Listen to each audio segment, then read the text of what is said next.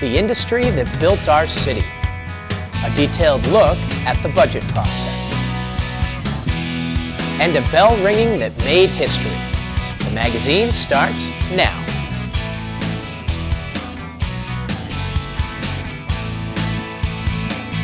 Hello and welcome to the first 2010 edition of the magazine. I'm Dan Ginden. We thought we'd start out the new year first by looking back at the old one. Every spring, the budget process begins for the mayor and the city council. Jennifer Tyrell took a detailed look at how the process plays out.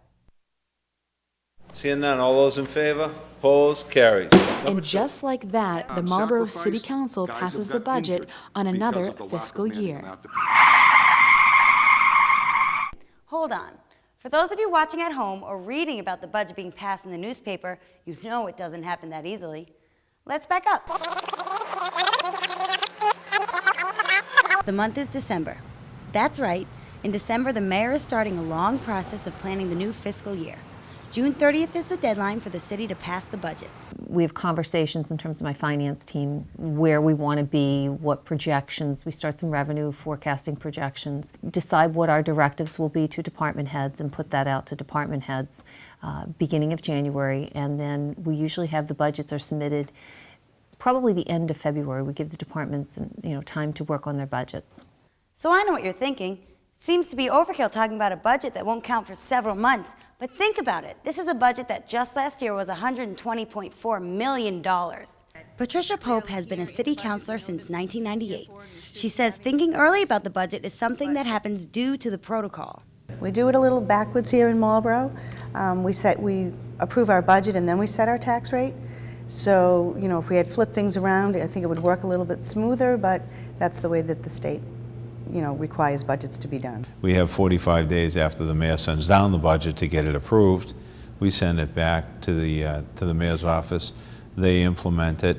Everything has to be done before June 30th. And then we don't set the tax rate until October, November. Once we get free cash certified, then we can do the tax rate. Council President Arthur Vigent knows a thing or two about the annual budget. He's been on the City Council in Marlborough since 1994. Paul Farrow came on board 10 years after Vigent in 2004. Farrow was also in agreement that thinking about next year's budget is a year-round pastime. We spent a lot of time in May working on the budget, so we're thinking about it intensely then. But I think for all members of the Finance Committee, and most city councils for that matter, it's a year-round process because there's always transfers going on, there's always requests for moving money around, so you kind of track that and see how departments are spending money and where it's going.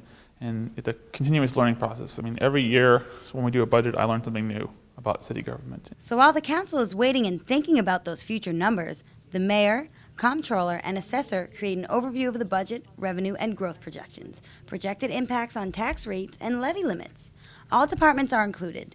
It's a difficult process for these department heads, but it's not over yet.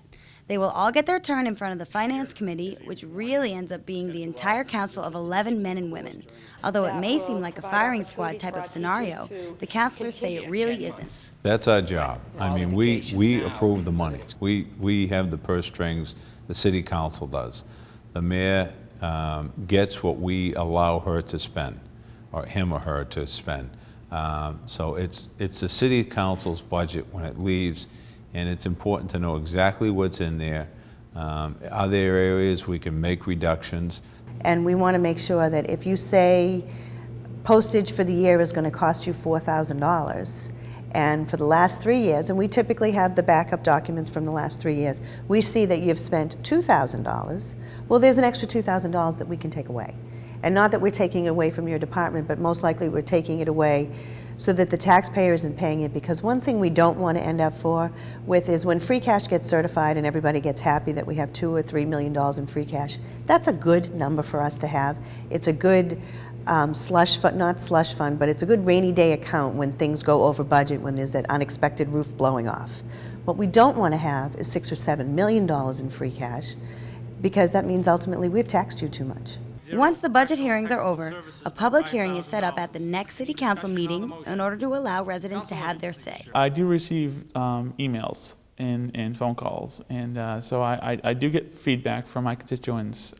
It never I guess it's a compliment to the cable station that it never ceases to amaze me how many people watch City Council and watch the budget hearings and watch and know the details.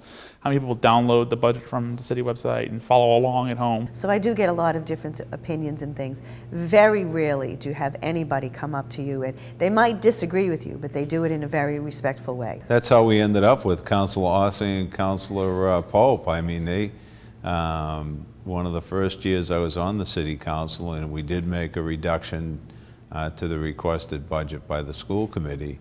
And, you know, Councilor Pope was up in arms. Councilor Ossing was on my back deck, you know, trying to justify a couple years later the same types of things. It is unfair to look at this process as politicians grandstanding. It's also never easy for the mayor. Furthermore, it isn't easy for councilors to play the role of the bad guys, making those hated cuts when necessary. They are aware of the potential changes they are creating for individuals as well as families in the city. It's extremely difficult. I mean, you're talking with people's lives and livelihood, and so it is very difficult. I know some people think we just, you know, take the axe out and don't think about it, but it's not that way at all. It is difficult. Nobody ever wants to do it, but we have, you know, it's easier when there's nobody actually sitting in that position. When somebody's sitting in that position, it is a horrible thing to have to do. But at the end of the day, you have to do what's right for the entire city, not just that one department or that one individual. Luckily, Marlborough has a mayor that understands the process from both sides. Before becoming a successful leader of the city, Nancy Stevens was the chair of the Finance Committee. Even as a counselor, it's a long, tedious process, but obviously a very necessary process. I think it adds a layer of transparency to the public to be able to see, you know, where their tax dollars are being spent and how they're being spent, and I think it gives a level of comfort to the council as the appropriating authority. It gives a level of comfort to the general public in terms of where their money is being spent. And there's the accountability there. And again, if there are specific issues that the councilors have or their constituents have brought up to them, it's an opportunity to really discuss that issue. As I said earlier, every issue or every solution has a budgetary implication, so it gives an opportunity to really be able to talk about it. Once the whole budget process is completed, no matter how much arguing the council does, one thing is clear. They are working towards the same goal with each other and the mayor, to do what they think is best for the city and its residents. All those in favor? Opposed? Carried. So now we are back to where we started. Do you feel like I have a better idea of how the budget process plays out? I know I do. For the magazine, I'm Jennifer Terrell. Thanks, Jennifer. When the magazine returns, we'll take a look back at the historical ringing of a historical bell.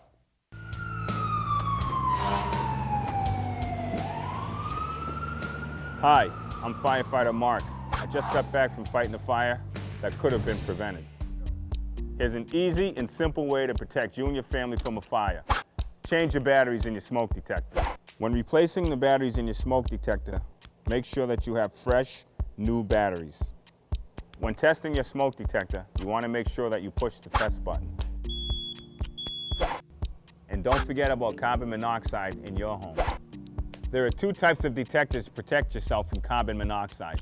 This one is battery operated and needs to be mounted on your wall. This one needs to be plugged into your wall outlet. So remember, be smart, be aware, be fire safe. Welcome back to the magazine's Look Back at 2009. The Marlborough Regional Chamber of Commerce celebrated its 85th year by holding a party themed for the shoe industry that helped make the city what it is today. So, in honor of the Chamber and the shoe industry, we took a look at the rich history of the business that really started it all. Here's Kristen Doucette.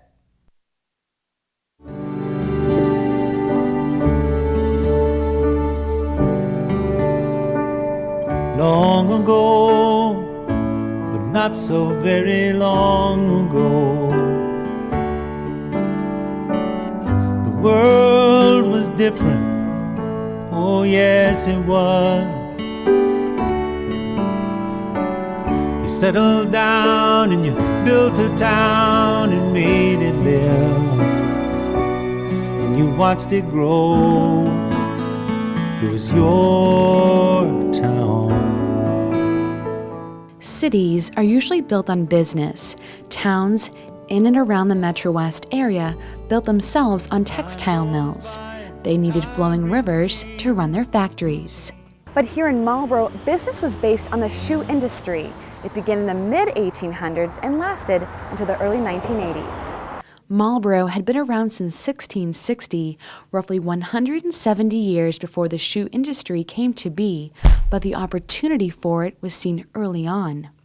Marlborough was an agricultural community for hundreds of years. It had very fertile land, so it encouraged farmers to raise livestock, including goats, pigs, cows. There were a lot of horses. And farmers were hardworking people and they needed protection for their shoes. So individuals would actually make shoes for families, friends, and neighbors.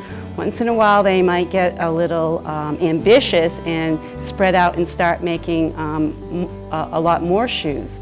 From there, the first shoe factory was built in 1836 by brothers Samuel and Joseph Boyd. The location was here on Maple Street. It was their father's house and they put an addition on the side of it. And they were making shoes then. So officially, we've been using that as the date of, the official startup. Of course, prior to that, there were other people that were making shoes, but individually, just like one person in their house making shoes. And matter of fact, that's how making shoes was, up until then, was basically something like that, an individual just making, not a factory. In 1849, the Boyd and Corey Company improved on the business. Samuel Boyd, with his brother Joseph, no longer a partner, realized that one person making a shoe was no longer the best way to go. He said, wait a minute, why don't we have 6 or 8 people making one shoe? Do it sort of in a production type thing. One person did a certain part of the shoe and then it passed on to the next one and so forth and so forth. And that kind of brought in the manufacturing on a large scale. Everybody else started picking up on that. With that progression, Marlborough became one of the largest shoe manufacturers in the country. In fact, the Boyd and Corey Company were known for having the largest factory per square foot in the United States. The next businessman to throw his hat in the shoe ring would become one of the most successful. He would also become mayor. S. Herbert Howe came along, and they were very, very big. He had 3 big factories in Marlborough. Howe ensured the product got to Boston with the help of 2 perfectly placed train stations in the city. Not only to get workers back and forth in their community, but also to ship these shoes and boots to Boston, mainly, where they would be put on boats to be shipped to other parts of the United States, or even locally to other towns north and west of here. Although the Boyd and Corey Company had 3 large factories here in the city and were known as one of the top manufacturers in the country, it was another company that put Marlborough on the map, the John Fry and Son Company. We all call it Fry Boot Company because they're famous for Fry boots. When I was Community Development Director in Marlborough back in the late 70s, early 80s, I attended a economic development conference in Zurich, Switzerland. And they gave us some boots to bring over to give away. And we hung them in our booth and said, put your business card in to win a pair of. Everybody over there knew Fry boots. People from Belgium, from Germany, from all over Europe, they knew Fry boots. 1863 was the year that John Fry started his shoe company. The famous boots would come later. They started out making shoes, including pairs for children. Fry seemed to stay ahead of the competition, and an example of this was when his factory was the first to use electricity. They had a couple salesmen that would go out, selling, and the salesman got back to him once and said, boy, we've got this problem. Two of our competitors are underpricing us tremendously, and what do I do? And he said to him, well, you just keep going along and you say to them, just make sure that they can deliver their goods, what they're saying, at that price. And immediately after that, after he talked to his salesman, went out to all the places where he bought all the leather and locked up all the leather in the whole area. He bought as much as all he could and all future orders. And then he went back and just waited. And within a week, he started getting calls from his competitors saying, "You can't do this to us," and so forth. Because they were trying to put him out of business by underpricing him, and he ended up putting them out of business. So he was a real shrewd businessman.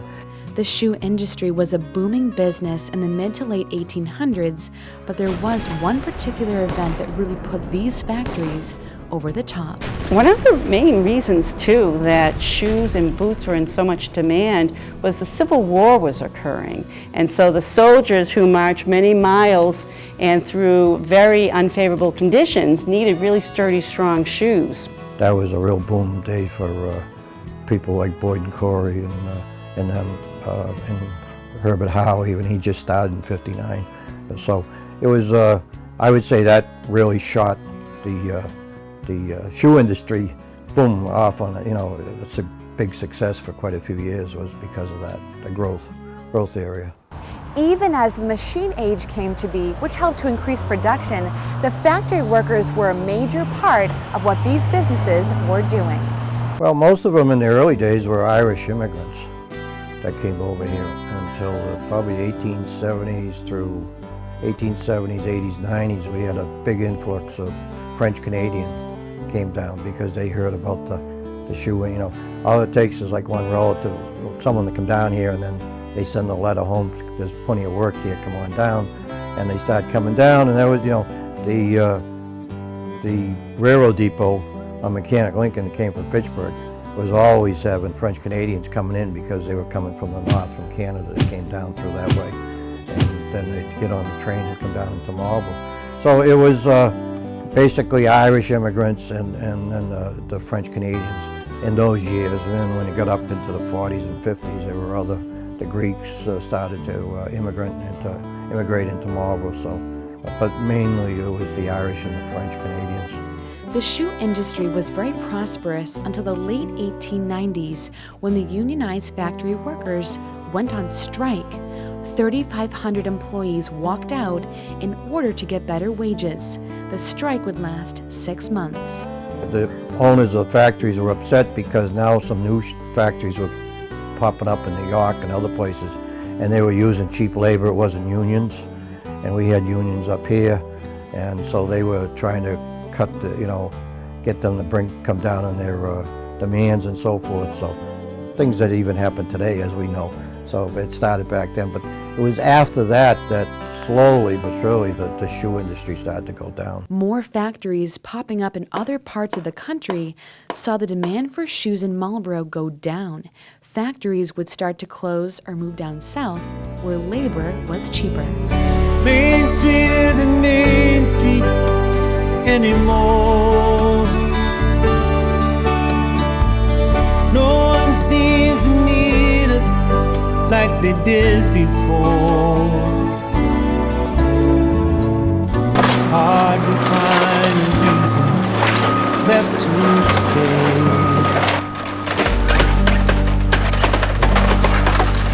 It's our town. Love it anyway. Come what may, it's our town. A lot of foreign imports were happening. The shoes were being made a lot cheaper in Chile and places like that, and that was hurting the manufacturing of shoes up around here. I know that that was one of the big things back to like that 1898-99 strike.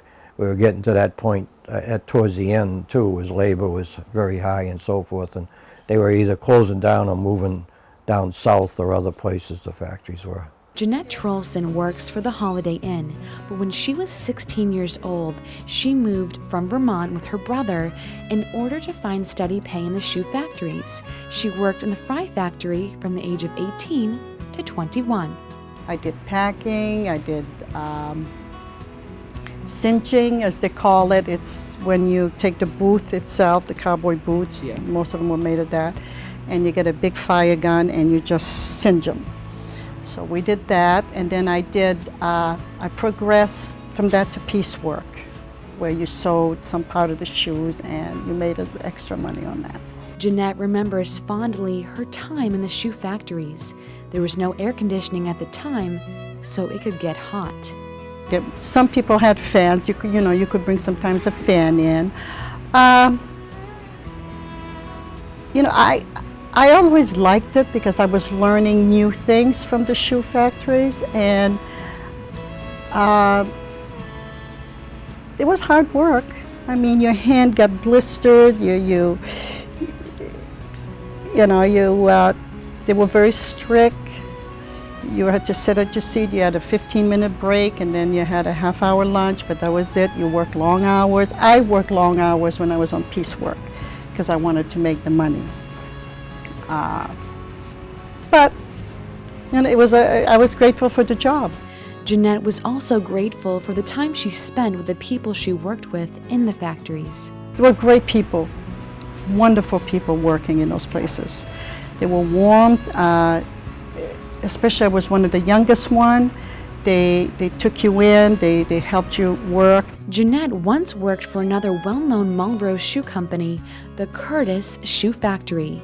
Charles W. Curtis worked for the Rice and Hutchins Shoe Factory, and in 1928, when that company was liquidated, he saw an opportunity. My great-grandfather, Charles Curtis, acquired one of the factories, which was the major factory at the time on Cotting Avenue in 1928. And with his 4 sons, they renamed the business the Curtis Shoe Company, Inc. The Curtis Shoe Factory was the supplier for the United States Navy in World War II. A special ceremony was held on July 3, 1943, in order to present Admiral Chester Nimitz with the 1 millionth pair of Curtis shoes. I think they did feel quite honored, quite proud. My great-grandfather had many grandsons in the war, in both theaters, in both Europe and the Pacific. He, by nature, was a very patriotic guy. As Marlboro reached the second half of the 20th century, Curtis, as well as the other shoe factories, moved out of town or just went out of business. Some factories stood empty for years, a hollow reminder of what once was in this city. The shoe industry did put Marlboro on the map. The construction of 495, the Mass Pike, and 290 helped to solidify that. With big corporations firmly planted here in the city, Marlboro has become a centerpiece of the state of Massachusetts, just as this former factory reminds us how the city was built and how far we've come. For the magazine, I'm Kristen Doucette. Thanks, Kristen. 2009 was a special year for many reasons in the city of Marlboro, one of which was the ringing of the John Brown Bell in Union Common, and our cameras were there. A large crowd gathered at an event on Main Street that they just needed to see to believe. October 16, 2009 marked the 150th anniversary of the raid on John Brown at Harper's Ferry in Virginia, now West Virginia. The bell hung in the tower of the building John Brown was captured in 1859. It now hangs at Union Common and holds meaning to Marlboro residents. If you grow up in Marlboro, you can't help but know about it. Tonight is October 16th. It's the 150th anniversary of John Brown's raid. John Brown's raid is generally believed to be the spark that started the Civil War. It was sitting in the firehouse where John Brown was captured and has kind of developed into a legendary status. A gathering of city officials, residents, veterans, members of the National Guard, and military personnel started the evening off with songs and stories of the John Brown Bell and its journey to Marlboro from members of the Marlboro Historical Society. We have such a wonderful piece of history within this community, and a lot of times people don't know about the history. So I think to have a program like this, a historical program that gives information to our residents, allow us to come together on an occasion to honor those fallen veterans. I think it is wonderful. I learned a lot this evening. I'm so grateful to the Marlboro Historical Society and also to the veterans groups that have participated this evening. It was a wonderful program, a very informative program, and I'm honored and privileged as the mayor of the community to have been part of this program. Following the presentations, the crowd moved across the street to Union Common, where the John Brown Bell is today. As guns fired, and trumpets played. The John Brown bell was rung, making history in Marlboro.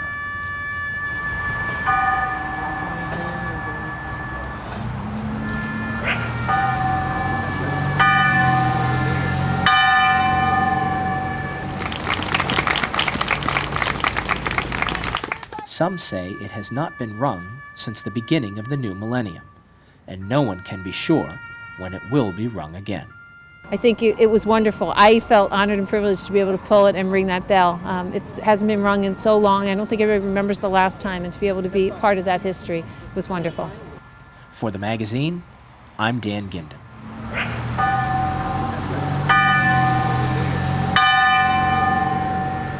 That will do it for this issue of the magazine. For all of us here at WMCT-TV, I'm Dan Ginden. We'll see you in the next issue.